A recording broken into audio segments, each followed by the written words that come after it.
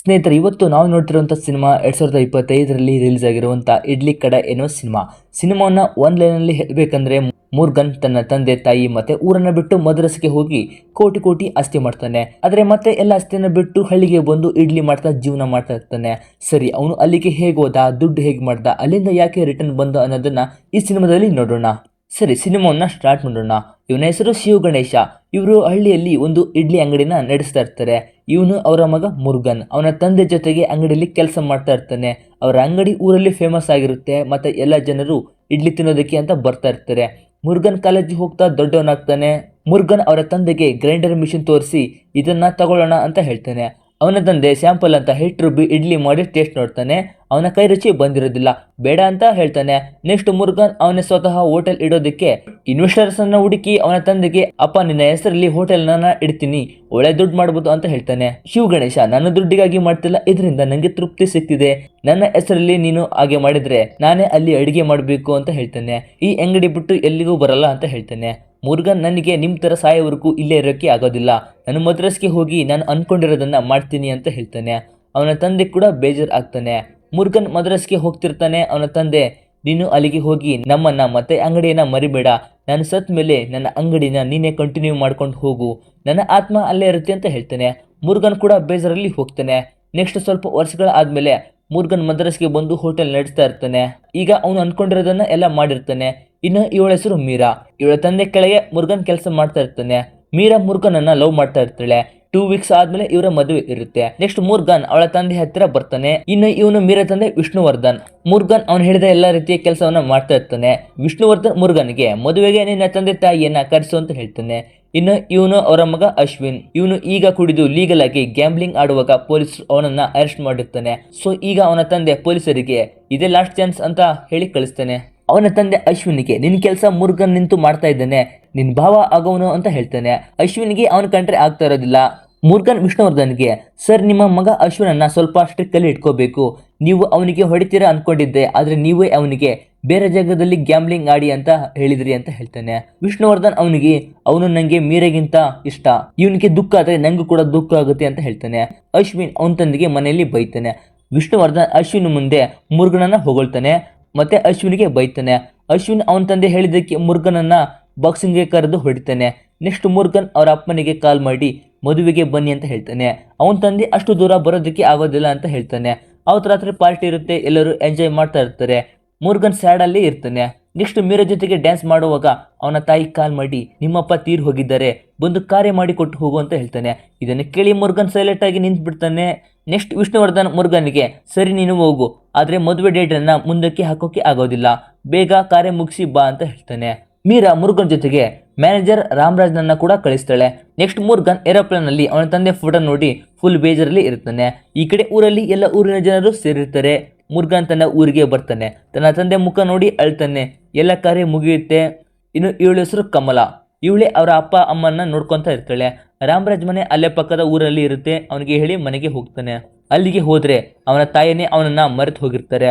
ಅವನನ್ನ ಐಡೆಂಟಿಫೈ ಮಾಡೋಕ್ಕೆ ಆಗೋದಿಲ್ಲ.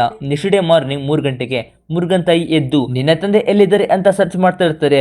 ನೆಕ್ಸ್ಟ್ ಅವಳು ಇಡ್ಲಿ ಅಂಗಡಿಗೆ ಹೋಗ್ಬೇಕು ಅಂತ ಹೇಳ್ತಾಳೆ. ಮುರುಗನ್ ಅವನ ತಾಯಿಯನ್ನ ಇಡ್ಲಿ ಅಂಗಡಿಗೆ ಕರ್ಕೊಂಡು ಹೋಗಿ ಮನೆಗೆ ಬರ್ತಾನೆ. ನೆಕ್ಸ್ಟ್ ಬೆಳಗ್ಗೆ ಕಮಲ ಬರ್ತಾಳೆ. ಬಂದು ನೋಡಿದ್ರೆ ಅವನ ತಾಯಿ ಕೂಡ ತೀರಿ ಹೋಗಿರ್ತಾರೆ. ಸೊ ಈಗ ಮುರುಗನ್ ತಂದೆ ತಾಯಿ ಕಳ್ಕೊಂಡು ಬೇಜಾರಲ್ಲಿ ಕೂತಿರ್ತಾನೆ. ಮೀರಾ ಅವನಿಗೆ ವಿಡಿಯೋ ಕಾಲ್ ಮಾಡಿ, ಸಾರಿ, ನನಗೆ ಬರೋದಕ್ಕೆ ಆಗೋದಿಲ್ಲ, ಬೇಗ ನೀನೇ ಇಲ್ಲಿಗೆ ಬಾ ಅಂತ ಹೇಳ್ತಾಳೆ. ನೆಕ್ಸ್ಟ್ ರಾಮಸ್ವಾಮಿಗೆ ಕಾಲ್ ಮಾಡಿ ಅವನಿಗೆ ಬೈದು ಅವನನ್ನ ಕನ್ವಿನ್ಸ್ ಮಾಡಿ ಬೇಗ ಕರ್ಕೊಂಡು ಬಾ ಅಂತ ಹೇಳ್ತಾಳೆ. ಮೀರಾ ಅಶ್ವಿನ್ಗೆ, ಅವನು ಆ ಇಡ್ಲಿ ಅಂಗಡಿ ಬಿಟ್ಟು ಬರೋದಿಲ್ಲ, ಏನಾದರೂ ಮಾಡು ಅಂತ ಹೇಳ್ತಾಳೆ. ನೆಕ್ಸ್ಟ್ ಮಾರಿಸ್ವಾಮಿ ಮುರುಗನ್ಗೆ, ನಿನ್ನ ತಂದೆ ಅಂಗಡಿ 4 ಲಕ್ಷಕ್ಕೆ ಹೋಗುತ್ತೆ, ನಾನು ನಿಂಗೆ 7 ಲಕ್ಷ ಆಫರ್ ಕೊಡ್ತೀನಿ, ತಗೋ, ನಿನ್ನ ತಂದೆ ಅಂಗಡಿಯನ್ನ ನಾನು ಕಂಟಿನ್ಯೂ ಮಾಡ್ತೀನಿ ಅಂತ ಹೇಳ್ತಾನೆ. ರಾಮರಾಜ್ ಕೂಡ ಮುರುಗನ್ಗೆ, ಸರಿ, ಇದೇ ಒಳ್ಳೆ ಕೆಲಸ ಕೊಡು ಅಂತ ಹೇಳ್ತಾನೆ. ಅವತ್ತು ರಾತ್ರಿ ಮುರುಗನ್ಗೆ ತನ್ನ ತಂದೆ ಧ್ವನಿ ಮತ್ತೆ ಅವನ ರೂಪ ಕಾಣ್ತಾ ಇರುತ್ತೆ. ಬೆಳಗ್ಗೆ ತನ್ನ ತಂದೆ ತಾಯಿ ಮನೆಯಲ್ಲಿ ಇರೋದೇ ಕಾಣ್ತಾ ಇರುತ್ತೆ. ನೆಕ್ಸ್ಟ್ ಮುರುಗನ್ ಮಾರಿಸ್ವಾಮಿ ಹತ್ತಿರ ಬಂದು, ನಾನು ನನ್ನ ತಂದೆ ತಾಯಿನ ಚೆನ್ನಾಗಿ ನೋಡ್ಕೊಂಡಿಲ್ಲ, ಈಗ ಅವರ ಅಂಗಡಿ ಮನೆಯನ್ನ ಚೆನ್ನಾಗಿ ನೋಡ್ಕೊಳ್ತೀನಿ, ನಾನು ಅಂಗಡಿಯನ್ನ ಬರ್ದು ಕೊಡಲ್ಲ ಅಂತ ಸಹಿ ಮಾಡೋದಿಲ್ಲ. ನೆಕ್ಸ್ಟ್ ಮನೆಗೆ ಬರ್ತಾನೆ. ಕಮಲ್ ಅವನಿಗೆ, ಆ ಮಾರಿಸ್ವಾಮಿ ಒಳ್ಳೆಯವನಲ್ಲ, ಅವನಿಗೆ ನೀನು ಅಂಗಡಿ ಮಾರಿ ಬಂದಿದ್ದೀ ಅಂತ ಬೈತಾಳೆ. ಮುರುಗನ್ ಅಂಗಡಿ ಮಾರಿಲ್ಲ ಅಂತ ಹೇಳ್ತಾನೆ. ಅಷ್ಟರಲ್ಲಿ ಮೀರಾ ಕಾಲ್ ಮಾಡಿ ಮದುವೆಗೆ ಇನ್ನು 2 ದಿನ ಇರೋದು, ಬೇಗ ಅಂಗಡಿ ಮಾರು, 7 ಲಕ್ಷ ಆಫರ್ ಬಂದರೂ ಕೂಡ ನೀನು ತಗೊಂಡಿಲ್ಲ ಅಂತ ಹೇಳ್ತಾಳೆ. ಸೊ ಈಗ ಮುರುಗನ್ಗೆ ಗೊತ್ತಾಗುತ್ತೆ ಇವಳೇ ಅವನಿಗೆ 7 ಲಕ್ಷ ಆಫರ್ ಕೊಟ್ಟಿದ್ದು ಅಂತ. ಮುರುಗನ್ ಇದನ್ನ ಕೇಳಿ ನಾನು ಅಂಗಡಿಯನ್ನ ಬಿಟ್ಟು ಬರೋದಿಲ್ಲ, ಮದುವೆ ಕ್ಯಾನ್ಸಲ್ ಅಂತ ಹೇಳ್ತಾನೆ. ಅಶ್ವಿನ್ ಕೂಡ ಅವನಿಗೆ ಬೈತಾನೆ. ನೆಕ್ಸ್ಟ್ ವಿಷ್ಣುವರ್ಧನ್ ಮುರುಗನ್ಗೆ ಈ ಮದುವೆ ನಿಂತ್ರೆ ನಂಗೆ ಅವಮಾನ ಆಗುತ್ತೆ, ವರ್ಲ್ಡ್ ಅಲ್ಲಿರೋ ಎಲ್ಲ VIP ಗಳು ಕೂಡ ಬರ್ತಾ ಇದ್ದಾರೆ ಅಂತ ಹೇಳ್ತಾನೆ. ಮುರುಗನ್ ಸಾರಿ ಸರ್ ಅಂತ ಫೋನ್ ಕಟ್ ಮಾಡ್ತಾನೆ. ಇಲ್ಲಿ ಕಮಲ ಇದನ್ನ ಕೇಳಿ ನಗ್ತಾ ಇರ್ತಾಳೆ, ಯಾಕಂದ್ರೆ ಅವಳಿಗೆ ಇವನಂದ್ರೆ ತುಂಬಾ ಇಷ್ಟ ಇರುತ್ತೆ. ನೆಕ್ಸ್ಟ್ ರಾಮರಾಜ್ ಕೂಡ ಮುರುಗನ್ಗೆ ನನ್ನ ತಾಯಿನೇ ನನ್ನನ್ನ ಗುರ್ತು ಹಿಡಿದಿಲ್ಲ, ನಾನು ಕೂಡ ಮದ್ರಸ್ಗೆ ಹೋಗೋದಿಲ್ಲ, ಇಲ್ಲೇ ಇರ್ತೀನಿ ಅಂತ ಹೇಳ್ತಾನೆ. ನೆಕ್ಸ್ಟ್ ಮುರುಗನ್ ಮತ್ತೆ ಇಡ್ಲಿ ಅಂಗಡಿ ಓಪನ್ ಮಾಡ್ತಾನೆ. ಕಮಲ ಮತ್ತೆ ಮುರುಗನ್ ಸೇರಿ ಅಂಗಡಿನ ನಡೆಸ್ತಾ ಇರ್ತಾರೆ. ಆದರೆ ಅವನ ತಂದೆ ಮಾಡ್ತಿರೋ ಇಡ್ಲಿ ಟೇಸ್ಟ್ ಬರ್ತಾ ಇರೋದಿಲ್ಲ. ನೆಕ್ಸ್ಟ್ ಎಲ್ಲ ಜನರು ಮಾರಿಸ್ವಾಮಿ ಅಂಗಡಿಗೆ ಹೋಗ್ತಾ ಇರ್ತಾರೆ. ಊರಿನ ಜನರು ಮತ್ತೆ ಮಾರಿಸ್ವಾಮಿ ಕಮಲಳಿಗೆ ಮುರುಗನ್ ಜೊತೆ ಇರೋದನ್ನ ನೋಡಿ ಕೆಟ್ಟದಾಗಿ ಮಾತಾಡ್ತಾ ಇರ್ತಾರೆ. ಈ ಕಡೆ ಮೀರಳ ಮದುವೆ ಕ್ಯಾನ್ಸಲ್ ಆಗಿರುತ್ತೆ, ಟಿವಿಲಿ ಕೂಡ ಬರ್ತಾ ಇರುತ್ತೆ. ಸೊ ಮೀರಳ ಅಳ್ತಾ ಕೂತಿರ್ತಾಳೆ. ನೆಕ್ಸ್ಟ್ ಮುರುಗನ್ ತನ್ನ ತಂದೆ ಹೇಳಿರೋ ಮಾತನ್ನ ನೆನಪು ಮಾಡಿಕೊಂಡು ಬೆಳಗ್ಗೆ 3 ಗಂಟೆಗೆ ಎದ್ದು ಫೇಸ್ ಶೇವ್ ಮಾಡಿಕೊಂಡು ಪಂಚೆ ಶರ್ಟ್ ಹಾಕೊಂಡು ಶ್ರದ್ಧೆಯಿಂದ ತನ್ನ ತಂದೆ ಹತ್ರ ಅಂಗಡಿಗೆ ಬರ್ತಾನೆ. ಬಂದು ಖುಷಿಯಿಂದ ಪೂಜೆ ಮಾಡಿ ಹಿಟ್ಟನ್ನು ರುಬ್ಬಿ ಇಡ್ಲಿ ಮಾಡ್ತಾನೆ. ನೆಕ್ಸ್ಟ್ ಅವನ ತಂದೆಯ ಫ್ರೆಂಡ್ ಇಡ್ಲಿ ತಿಂದು ಟೇಸ್ಟ್ ನೋಡ್ತಾನೆ. ಈಗ ಅವನಿಗೆ ಹ್ಯಾಪಿ ಆಗುತ್ತೆ. ಅವನ ತಂದೆ ಹೆಸರನ್ನ ಹೇಳಿ ಖುಷಿ ಪಡ್ತಾನೆ. ಮುರುಗನ್ ಕೂಡ ಹ್ಯಾಪಿ ಆಗ್ತಾನೆ. ಅಷ್ಟರಲ್ಲಿ ಹೊರಗೆ ಅಶ್ವಿನ್ ಅವನನ್ನು ಹುಡ್ಕೊಂಡು ಬಂದಿರ್ತಾನೆ. ಅಶ್ವಿನ್ ಅವನಿಗೆ ಈ ಅಂಗಡಿಗೋಸ್ಕರ ಮದುವೆ ಬಿಟ್ಟು ಕೋಟಿ ಆಸ್ತಿ ಬಿಟ್ಟು ಬಂದೆ ಅಂತ ಹೇಳ್ತಾನೆ. ಈ ಕೆಲಸ ನಿನಗೆ ಚೆನ್ನಾಗಿದೆ, ನನಗೆ ನೀನು ಮೊದಲೇ ಇಷ್ಟ ಇಲ್ಲ ಅಂತ ಹೇಳಿ ಅವನಿಗೆ ಹೊಡಿತಾ ಇರ್ತಾನೆ. ಅಂಗಡಿಯ ಬೋರ್ಡನ್ನ ಎಷ್ಟು ತುಳಿತಾ ಇರ್ತಾನೆ. ಮುರುಗನ್ ಇದನ್ನ ನೋಡಿ ಅವನ ಕಾಲು ಹಿಡಿದು ಹೊಡಿತಾನೆ. ಇಬ್ಬರು ಫೈಟ್ ಮಾಡ್ತಾರೆ. ಮುರುಗನ್ ಅಶ್ವಿನ್ ಕಾಲನ್ನ ಮುರಿತಾನೆ. ನೆಕ್ಸ್ಟ್ ಅವನನ್ನ ಹಾಸ್ಪಿಟಲ್ ಅಲ್ಲಿ ಅಡ್ಮಿಟ್ ಮಾಡಿರ್ತಾರೆ. ಮೀರಾ ಮತ್ತೆ ಅವನ ತಂದೆ ಬರ್ತಾರೆ. ಅವನಿಗೆ ತುಂಬಾನೇ ಫ್ರಾಕ್ಚರ್ ಆಗಿರುತ್ತೆ. ಡಾಕ್ಟರ್ ಅವನು 2 ತಿಂಗಳು ಎದುರಳಿಕೆ ಬರೋದಿಲ್ಲ ಅಂತ ಹೇಳ್ತಾರೆ. ಅಲ್ಲಿಗೆ ಮುರುಗನ್ ಕೂಡ ಬಂದಿರ್ತಾನೆ. ಅವನ ತಂದೆಗೆ ಸಾರಿ ಕೇಳ್ತಾನೆ. ಆದರೆ ವಿಷ್ಣುವರ್ಧನ್ ನಾನೇ ಅವನಿಗೆ ಒಂದು ಹೊಡೆತವನ್ನ ಹೊಡೆದಿಲ್ಲ, ನೀನು ಹೊಡೆದಿದ್ದೀಯಾ ಅಂತ ಹೇಳಿ ಸರಿ ಇಲ್ಲಿಂದ ಎಲ್ಲಾದ್ರೂ ಹೋಗ್ಬಿಡು, ಅವನು ಸರಿ ಇಲ್ಲ, ಇಬ್ರಿಗೂ ಒಳ್ಳೆಯದು, ಎಲ್ಲಾದ್ರೂ ಹೋಗು ಅಂತ ಹೇಳ್ತಾನೆ. ನೆಕ್ಸ್ಟ್ ರಾಮರಾಜ್ ಕೂಡ ಹಾಗೆ ಹೇಳ್ತಾನೆ. ಆದರೆ ಮುರುಗನ್ ಮುಂದೆ ಏನಾಗುತ್ತೆ ಆಗ್ಲಿ, ನಾನು ಈ ಅಂಗಡಿ ಬಿಟ್ಟು ಹೋಗಲ್ಲ ಅಂತ ಹೇಳ್ತಾನೆ. ಅಲ್ಲದೆ ಅವನ ತಂದೆಗೆ ಈ ಜಗಳ ಫೈಟ್ ಅಂದ್ರೆ ಆಗ್ತಾ ಇರೋದಿಲ್ಲ. ಐಬ್ ಸವದಿ ಆಗಿರ್ತಾರೆ. ಸೊ ಮುರುಗನ್ ಕೂಡ ಅದನ್ನ ಫಾಲೋ ಮಾಡೋಣ ಅಂತ ಸ್ಟಾರ್ಟ್ ಮಾಡ್ತಾನೆ. ನೆಕ್ಸ್ಟ್ ಡೇ ಇಂದ ಅವನ ಹೋಟೆಲ್ಗೆ ಇಡ್ಲಿ ತಿನ್ನೋದಕ್ಕೆ ಅಂತ ಎಲ್ಲ ಜನರು ಮತ್ತೆ ಬರ್ತಾ ಇರ್ತಾರೆ. ದಿನೇ ದಿನೇ ಮುರುಗನ್ ಮತ್ತೆ ಕಮಲ ಅಂಗಡಿನ ಚೆನ್ನಾಗಿ ನಡೆಸ್ತಾ ಇರ್ತಾರೆ. ಮಾರಿಸ್ವಾಮಿ ಅಂಗಡಿ ಮುಂದೆ ಇರೋ ಎಲ್ಲ ಜನರು ಖಾಲಿ ಆಗ್ತಾರೆ. ಮಾರಿಸ್ವಾಮಿ ಮುರುಗನ್ ಮೇಲೆ ತುಂಬಾನೇ ಕೋಪ ಮಾಡ್ಕೊಳ್ತಾ ಇರ್ತಾನೆ. ಊರಲ್ಲಿ ಅವನು ಕಮಲ ಬಗ್ಗೆ ಕೆಟ್ಟದಾಗಿ ಮಾತಾಡ್ತಾ ಇರ್ತಾನೆ. ಈ ಕಡೆ ಅಶ್ವಿನ್ ಮುರುಗನ್ ಹೊಡೆದಿರೋದನ್ನ ರಿಮೆಂಬರ್ ಮಾಡ್ಕೊಳ್ತಾ ಇರ್ತಾನೆ. ಮುರುಗನ್ ನಂಗೆ ದುಡ್ಡು ಮಾಡಬೇಕು, ಬಂಗ್ಲೆ ಕಾರಲ್ಲಿ ಇರಬೇಕು ಅಂತ ಅನ್ಕೊಂಡಿದ್ದೆ, ಆದ್ರೆ ಆತರ ಯೋಚನೆ ಮಾಡಿ ಎಲ್ಲರನ್ನ ಕಳ್ಕೊಂಡು ಕೂತಿದ್ದೀನಿ. ಈಗ ಹಳ್ಳಿಲಿ ಇರೋದಕ್ಕೆ ನಂಗೆ ಹ್ಯಾಪಿ ಆಗ್ತಿದೆ ಅಂತ ಹೇಳ್ತಾನೆ. ಅವತ್ತು ರಾತ್ರಿ ತೋಪಲ್ಲಿ ಹೋಗ್ತಿರುವಾಗ ಅಶ್ವಿನ್ ಮತ್ತೆ ಅವನ ಎಲ್ಲ ಜನರು ಬರ್ತಾರೆ. ಅಶ್ವಿನ್ ಮುರುಗನ್ಗೆ ರಕ್ತ ಬರೋ ರೀತಿ ಹೊಡೆದು ಸೇಡನ್ನ ತೀರಿಸ್ಕೊಳ್ತಾ ತಿರುಗಿಸಿ ಹೊಡೆಯೋ ಅಂದ್ರೂ ಕೂಡ ಮುರುಗನ್ ಹೊಡೆಯೋದಿಲ್ಲ. ಮುರುಗನ್ ಅವನಿಗೆ ನಾನು ನಿಂಗೆ ಹೊಡೆದಿದ್ದೆ, ಈಗ ನೀ ನಂಗೆ ಹೊಡೆದೆ, ಹ್ಯಾಪಿನ ಅಂತ ಕೇಳ್ತಾನೆ.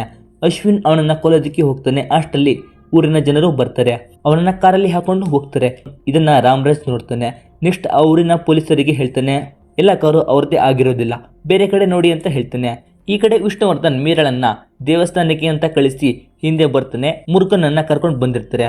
ವಿಷ್ಣುವರ್ಧನ್ ಅಶ್ವಿನ್ಗೆ ಅವನನ್ನು ಹೊಡೆದಿದ್ದಕ್ಕೆ ಈಗ ನಿಂಗೆ ಹ್ಯಾಪಿನ ಅಂತ ಕೇಳ್ತಾನೆ. ಅಶ್ವಿನ್ ಇದನ್ನ ಕೇಳಿ ಅವನು ಕೂಡ ನನಗೆ ಹೀಗೆ ಕೇಳಿದ್ದ, ಅವನನ್ನ ಶೂಟ್ ಮಾಡದೆ ಬಿಡಲ್ಲ ಅಂತ ಶೂಟ್ ಮಾಡ್ತಾನೆ. ನೆಕ್ಸ್ಟ್ ಅವನನ್ನ ಕಾರಲ್ಲಿ ಹಾಕೊಂಡು ಹೋಗ್ತಾರೆ. ಇದನ್ನ ಒಬ್ಬ ವ್ಯಕ್ತಿ ನೋಡಿ ಊರಿನ ಜನರಿಗೆ ಹೇಳ್ತಾನೆ. ಮುರುಗನ್ ಬಾಡಿಯನ್ನ ಊರಿನ ಆಚೆ ನೀರಲ್ಲಿ ಹಾಕಿ ಹೋಗ್ತಾರೆ. ರಾಮರಾಜ್ ಮೀರಳನ್ನ ತನ್ನ ಮನೆಗೆ ಅಂತ ಮುರುಗನ್ ಮನೆಗೆ ಕರ್ಕೊಂಡು ಬರ್ತಾನೆ. ಈ ಕಡೆ ಎಲ್ಲ ಊರಿನ ಜನರು ವಿಷ್ಣುವರ್ಧನ್ ಮನೆ ಸುತ್ತ ನಿಂತಿರ್ತಾರೆ. ಅವರಿಗೆ ಹೋಗೋದಕ್ಕೆ ಬಿಡ್ತಾ ಇರೋದಿಲ್ಲ. ನೆಕ್ಸ್ಟ್ ಪೊಲೀಸ್ ಬಂದು ಊರಿನ ಜನರಿಗೆ ಹೋಗಿ ಅಂತ ಹೇಳಿದ್ರು ಕೂಡ ಹೋಗೋದಿಲ್ಲ. ವಿಷ್ಣುವರ್ಧನ್ ಅವನಿಗೆ ನಿಂಗೆ ದುಡ್ಡು ಕೊಡ್ತೀನಿ, ಎಲ್ಲರನ್ನ ಕಳಿಸು ಅಂತ ಹೇಳ್ತಾನೆ.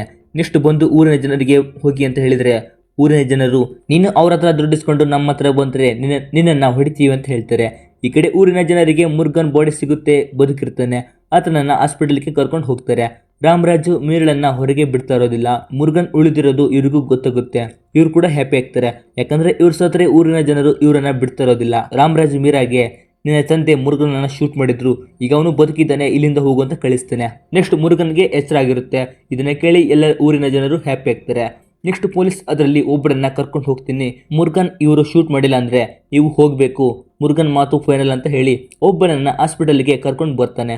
ಪೊಲೀಸ್ ಅವನಿಗೆ ಕೇಳ್ತಾನೆ, ಮುರುಗನ್ ಇದು ಇಲ್ಲೇ ನಿಲ್ಬೇಕು ಅಂತ ಯೋಚನೆ ಮಾಡಿ, ಆಗ ಕತ್ತಲಾಗಿತ್ತು, ಯಾರೋ ಶೂಟ್ ಮಾಡಿದ್ರು ಗೊತ್ತಿಲ್ಲ, ಆದ್ರೆ ಅವರಲ್ಲ ಅಂತ ಹೇಳ್ತಾನೆ. ನೆಕ್ಸ್ಟ್ ಇದನ್ನ ಊರಿನ ಜನರಿಗೆ ಹೇಳ್ತಾನೆ.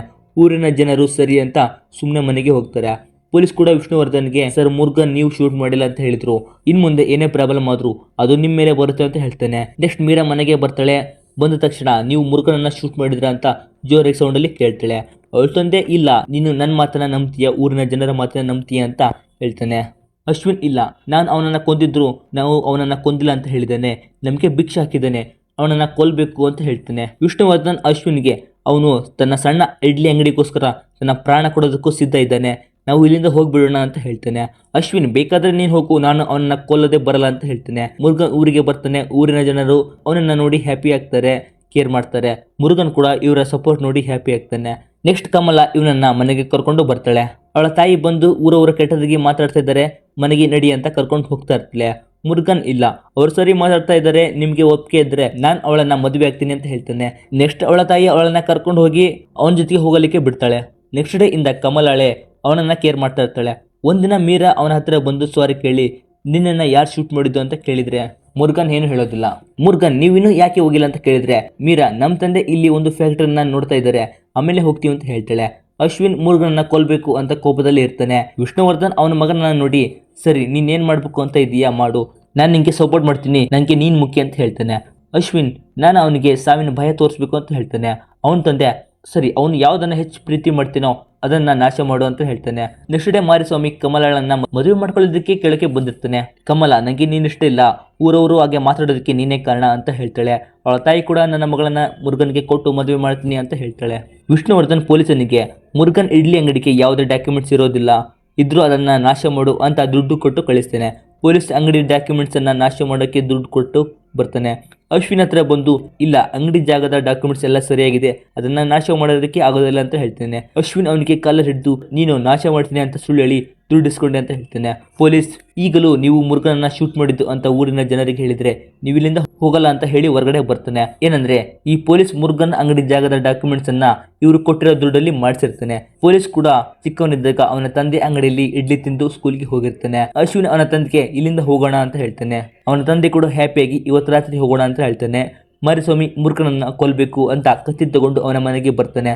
ಅವನು ಇರೋದಿಲ್ಲ ಅಲ್ಲಿ. ಹಸುವಿನ ಕರುವನ್ನ ನೋಡಿ ಕೊಲ್ಲೋದಕ್ಕೆ ಹೋಗ್ತಾನೆ. ಅಷ್ಟರಲ್ಲಿ ಮುರುಗನ್ ಅವನಿಗೆ ಹೊಡಿತಾನೆ. ಹಾಗೆ ಅವನ ಕಡೆಯವರು ಮತ್ತೆ ಮುರುಗನ್ ಕಡೆಯವರು ಜಗಳ ಆಡ್ತಾ ಇರ್ತಾರೆ. ಕೊನೆಗೆ ಮುರುಗನ್ ಕತ್ತಿ ತಗೊಂಡು ನನ್ನ ಪ್ರಾಣ ಬೇಕಾದ್ರೆ ನನ್ನ ಕೊಲ್ಲು, ಆ ಪ್ರಾಣ ಕೊಲ್ತಾ ಇದೆಯಲ್ಲ, ಅವ್ರು ಯಾರ ಬಂದು ನನ್ನ ಹೊಡಿತಾರೆ, ನಮ್ಮ ಊರಿನವನು ನೀನು ಕೂಡ ನನ್ನನ್ನು ಹೊಡಿತೀಯಾ, ನಾನು ನಿಮ್ಗೆ ಏನ್ ಮಾಡಿದ್ದೀನಿ ಅಂತ ಹೇಳ್ತಾನೆ. ಈ ಕಡೆ ಅಶ್ವಿನ್ ಮುರುಗನ್ ಇಡ್ಲಿ ಅಂಗಡಿಗೆ ಪೆಟ್ರೋಲ್ ಹಾಕ್ತಾನೆ. ರಾಮರಾಜು ಎಷ್ಟೇ ರಿಕ್ವೆಸ್ಟ್ ಮಾಡ್ಕೊಂಡ್ರು ಕೇಳೋದಿಲ್ಲ, ಅವನಿಗೆ ಹೊಡೆದು ಬೆಂಕಿ ಹಾಕ್ತಾನೆ.